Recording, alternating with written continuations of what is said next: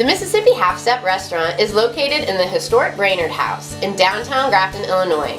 Just 12 miles from Alton, Grafton is at the confluence of the Mississippi and Illinois rivers. Chef-owner Jim Newton serves up all your Americana favorites with his own twist of flavors, offering a broad selection of entrees from steaks and fish to unique and fresh pasta dishes, which are complemented by their house salads, homemade desserts, and fine wine. Visit www.mississippihalfstep.com for their current operating hours. Step into the Half Step and have a grateful Grafton day. Hi, my name is Jim Newton, chef owner here at the Mississippi Half Step, and today I'm going to teach you a couple kitchen tricks. We often get customers that come in and they want to know exactly how we prepare side vegetables. Items such as oven roasted broccoli, oven roasted asparagus, and believe it or not, even oven roasted Brussels sprouts. So today I'm going to show you a few of our side items, an easy way to do them at home so you can take my restaurant home with you. First we're going to do is oven roasted asparagus and broccoli. They get kind of the same ingredients. First we have par blanched asparagus. All that means is I boil it in water for about 2 minutes to get it slightly tender. What that does is it cuts down on the oven time. You at home can do it raw. You're just going to have to put it in a 350-degree oven for 35 minutes instead of, say, 20 minutes. So I add my asparagus. To that I'm going to add a little bit of salt, a little bit of basil, a little bit of garlic, and a little bit of pepper.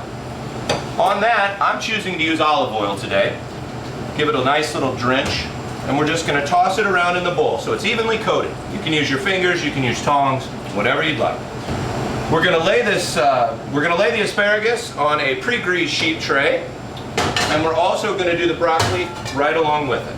So this again is blanched broccoli, a little bit of pepper, a little bit of salt, a little bit of basil, a little bit of garlic, and on this we're going to use a little bit of butter. This is just clarified butter that I've already melted down and put in a squeeze bottle for convenience. We're going to toss that around and also place that on the pre-greased sheet tray. Into the oven this goes. We set our convection oven at about 350 degrees, and that takes about 15 minutes. You at home without convection ovens might want to up to 375, and you're just going to watch the broccoli and the asparagus until it turns slightly brown. The broccoli, the florets will turn slightly dark, and it will actually become crunchy in texture. While that's in the oven, I'm going to walk you over and prepare one other side item.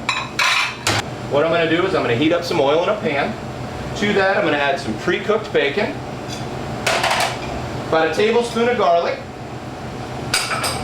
a little bit of red onion, and again, some pre-blanched green beans. Going to let that heat up and wash it around. Once it starts to cook down and sizzle, which you can kind of hear, we'll let it get good and hot, we'll add the blue cheese. Now the wonderful thing about blue cheese, which a lot of people might not know, is if you mix it with a medium such as olive oil, it will melt and form an almost sauce for whatever vegetable or whatever you're doing with it. So into this I will add the blue cheese. Again, give it a toss or two. And we're just going to let that sit for a minute.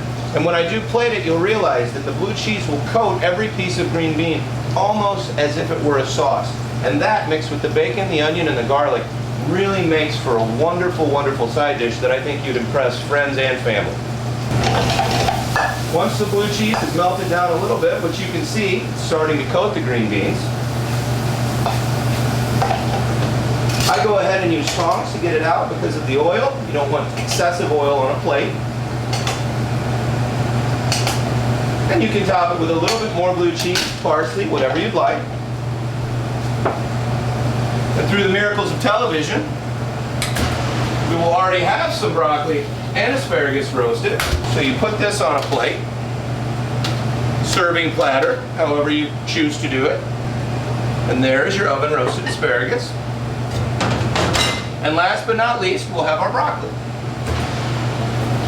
The broccoli is really interesting, and we get a lot of compliments on it at the restaurant because it actually chars the tips of the florets, as you can see. Turns dark on the edge, and that's how you know that the broccoli's done. Some people have said, you burnt my broccoli. It's not, it's overcooked, until they try it.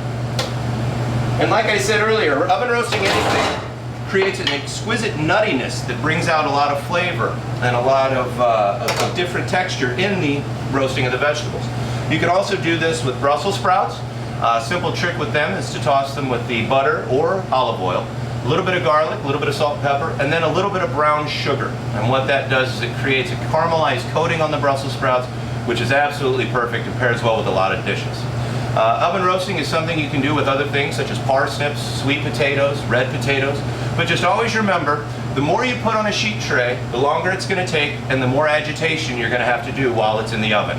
My best advice is to limit the amount or spread it out to where they're not touching on the sheet tray. You're going to get a more even roast and you're going to get a better product at the end. From the Mississippi's Half Step table to yours, I hope you enjoy these techniques. I hope it helps you out when you're cooking at home. And of course, if you like any of these techniques or any of these dishes, please feel free to share them with any of your friends or family on any of your social media, Facebook, Twitter, anything such as that. And thank you very much for taking time with me in my kitchen. I'm Jim Newton, and have a great day.